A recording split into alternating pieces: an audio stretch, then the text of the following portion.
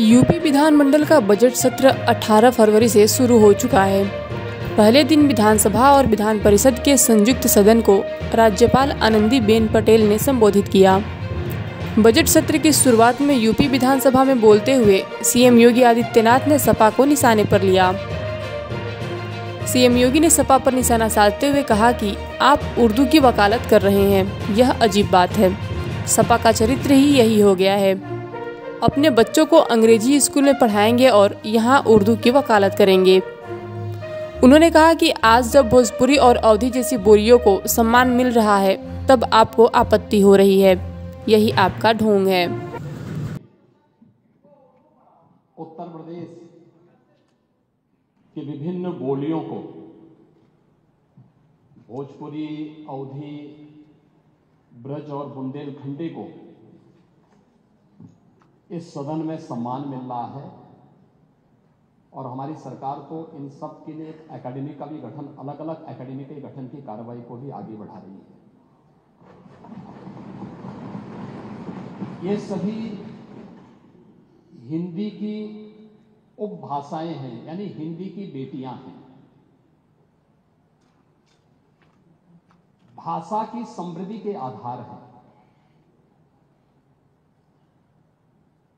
और हमें इसका स्वागत करना चाहिए। ये सदन साहित्य केवल विशुद्ध साहित्यिक और व्याकरण से के विद्वानों की नहीं है। आम जन का प्रतिनिधित्व करने वाले माननीय सदस्य समाज के विभिन्न तबके से आए हैं। अंतिम पायदान पर बैठे हुए व्यक्ति की आवाज को भी इस सदन में मुखरता मिले। इसके लिए अगर किसी को हिंदी में वह धारा प्रवाह नहीं बोल सकता, तो उसको भोजपुरी में भी अपनी बात को रखने का अधिकार मिलना चाहिए। अवधी में, ब्रज में या बुंदेलखंडी में उसको रखने का अधिकार मिलना चाहिए। ये कौन सी बात हो गई कि भोजपुरी में ना बोले, अवधी में ना बोले, इसका बुंदेलखंडी में ना बोले और उर्दू क्या वकालत कर रहे हैं? एक बड़ी विचित्र बात है। आप मुझे बताइए, मैं इसीलिए कहता हूं कि आप समाजवादियों का चरित्र ही इतना दोहरा हो चुका है, इतना दोहरा हो चुका है कि अपने बच्चों को भेजेंगे इंग्लिश पब्लिक स्कूल में और दूसरों के बच्चों को बोलेंगे कि एक गांव के उस विद्यालय में पढ़े जहां संसाधन भी नहीं है। ये दोहरा आचरण और जाकी रही भावना जैसी, प्रभु मूर्ति देखी तिल जैसी, यह तो आचरण आप लोगों का है। इसीलिए आपने कल भी भोजपुरी का विरोध किया, अवधी का विरोध किया, बुंदेलखंडी का विरोध किया और आप लोग अपने दैनिक जागरण में, दैनिक जीवन में इस प्रकार के आचरण के आदी हो चुके हैं। और इसलिए अध्यक्ष जी, इसका अभिनंदन हम लोग करते हैं और इन बोलियों को सम्मान मिलना चाहिए। इनके संरक्षण के लिए ही हमारी सरकार भोजपुरी एकेडमी का गठन कर रही है, अवधी एकेडमी का गठन कर रही है संत तुलसीदास जी के नाम पर। इसी के आधार पर ब्रज भाषा इतनी समृद्ध भाषा है। सूरदास जी ने अपनी सभी रचनाएं उसी भाषा में दी हैं।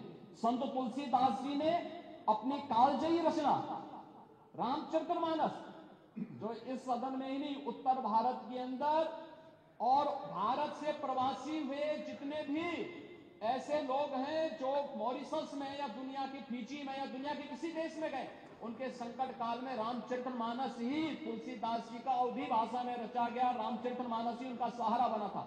और आज जब उसको सम्मान मिल रहा है तो आप उसका विरोध कर रहे हैं।